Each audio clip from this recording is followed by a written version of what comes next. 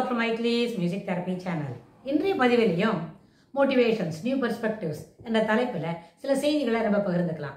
இதில் ஒரு முக்கியமான விஷயம் பார்த்தோம். Comfort zone, fear free zone, learning zone and growth zone அப்படின்லாம் பார்த்தோம்.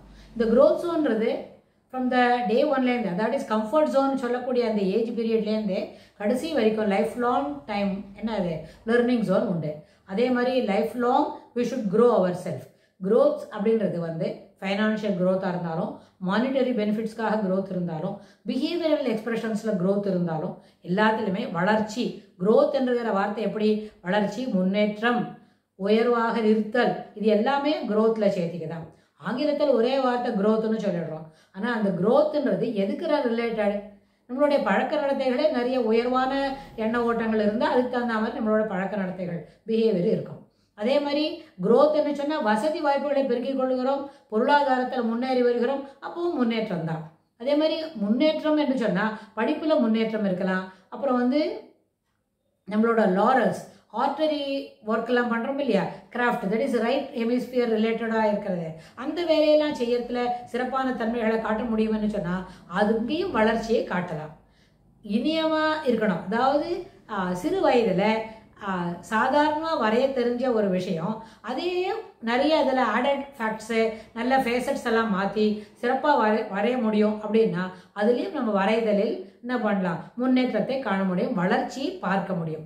வளர்ச்சி என்பது தொடர்ந்து இருக்க வேண்டிய ஒரு விஷயம், தொடர்ந்து இருக்கக்கூடிய ஒரு விஷயம், இருந்துகிட்டு இருக்க ஒரு விஷயம். இட் இஸ் அதாவது தமிழில் சொல்லணும்னு சொன்னால் 3 காலத்திலையும் அதை பார்க்கக்கூடியதான். போன வாரம் வளர்ந்தது இப்போ நின்று போச்சு அப்படி எதுவுமே கிடையாது. சில வேலை அந்த என்ன இருக்கும், அந்த ஸ்பீட் ஆஃப் வளர்ச்சி இருக்க, வேகமாக வளரக்கூடியது, அது ஒரு சில பாயிண்ட்ஸ்க்கு குறையுமே தவிர மற்றபடி வளர்ச்சி என்பது எப்பொழுதும் உண்டு. அதுபோல் அறிந்து கொள்ளுதல், லேர்னிங் ஜோன் அப்படின்னு சொன்னால் அந்த லேர்னிங் ஜோனுமே தொடர்ந்து இருக்கும். அதில் வந்து சில நேரத்தில் சிறிய செய்திகளை கற்றுப்போம், சில நேரத்தில் சில பெரிய விஷயங்களை கற்றுக்க வேண்டி வரும். அந்த பெரிய விஷயங்களை கற்றுக்கொள்ளும் போது நம்மளுடைய வாழ்வில் பெரிய சில மாற்றங்களை ஏற்படுத்தி தரும். சிறிய விஷயங்கள் நம்மளுடைய இன்னும் கொஞ்சம் மைக்ரோ லெவலில் ஒரு சில விஷயங்களை கற்றுக்கிறோம் வைங்க, அது வந்து இன்னும் நம்மளோட சிறப்புத்தன்மை வழிகாட்டி தரும். அது எந்த துறையில் இருந்தாலும் இந்த வார்த்தைகள் எல்லாத்துக்கும் பொதுவாகவே பொருந்தும். தனிப்பட்ட முறையில் there are individual differences in observing things, that is also there. ஆனால் இண்டிவிஜுவல் டிஃப்ரென்சஸ் கூட ஒரு நாளைக்கு அவனுக்கு சிறப்பாக புரியும். நல்லா 8 குணமும் ஒன்றா இருந்ததுன்னா நல்லபடியாக படிக்க முடியும். ஆனால் சில போல குணம் கெட்டு போயிருக்கு, we are not at all in a good mood to proceed further in this work. நான் ஒழுங்காக ஹேண்ட் ரைட்டிங் தெளிவாக எழுத வரல, ரொம்ப கிறுக்கி எழுதுகிறோம், மனம் வந்து ஒன்றுபடலை அப்படின்னு சொன்னால் நிச்சயமாக அப்போ என்ன செய்ய மாட்டோம், நம்மளால் நம்மளுக்கு அன்னைக்கோட பர்ஃபார்மன்ஸு குறைபாடு உடையதாக தான் இருக்கும், இல்லை குவாலிட்டி வைஸ் கொஞ்சம் ரெடியூஸ்டாக இருக்கும். இது எல்லாமே சாத்தியம்தான். இப்போ என்னாச்சு, இந்த லேர்னிங் ஜோனில் இண்டிவிஜுவல் டிஃப்ரென்சஸ் இருக்கிறதுக்கு வாய்ப்பு தான். இதையும் நம்ம சில உதாரணத்தால் நிறைய முன்னாடி பார்த்துருக்குறோம். அதாவது ஒரு வகுப்பறையில் ஒரு ஆசிரியர் 35 பசங்களுக்கு பாடம் சொல்லி கொடுக்குறார். 35 பசங்களும் ஒரே மாதிரி படிக்குமா?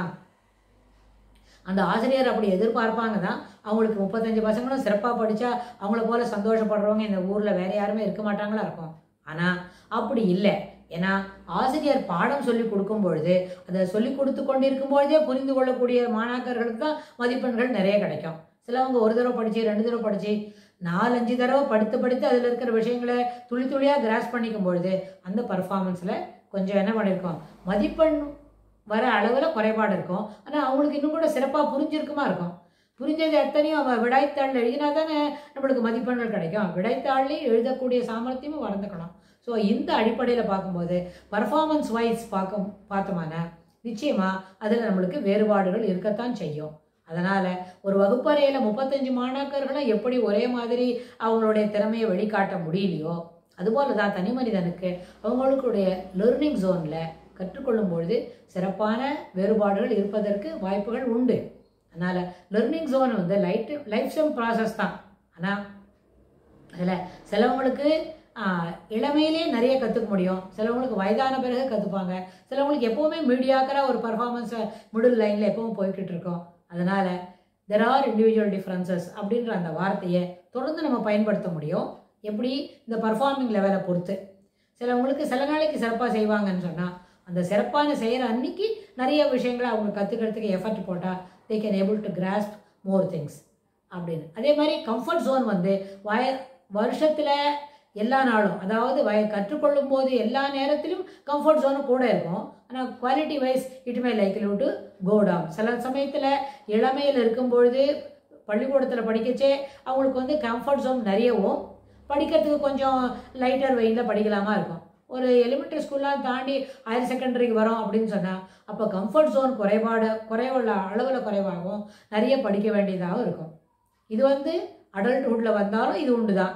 அடல்ட்ஹுட்டில் நிறைய எஃபர்ட் போட்டு பொருளாதாரத்தை சிறப்படுத்திக்கணும் அப்படின்னு நம்ம உழைக்கும் பொழுது அப்போ அங்கே கம்ஃபர்ட் ஜோன் குறைவாக தான் இருக்கும். கம்ஃபர்ட் அப்படின்னு சொன்னால் அது ஓரளவுக்கு குறைவுள்ளது. குறைன்னு சொன்னால் குவாலிட்டி வைஸில் இருக்கிறதுக்கு காட்டிலும் அளவில் டியூரேஷன் ஆஃப் கம்ஃபர்ட்ஸ் இருக்கேன் அது குறையும் அப்படின்னு நம்ம புரிஞ்சிக்க முடியும். அதனால் இந்த 4 விதமான பாகுபாடு இருக்குது. Comfort zone, fear zone, fear free zone அப்படின்னு சொன்னால் ஓவர் த பீரியட் எக்ஸ்டெண்டட் லெவலில் நம்ம படிக்கும்பொழுது இது எல்லாமே ஒரு ஜோன்லேயும் வரும் அப்படின்றத நம்ம புரிஞ்சிக்க முடியும். இதுக்கு தொடர்புடைய செய்திகளை வரப்போகிற பகுதிகளில் பார்க்கலாம்.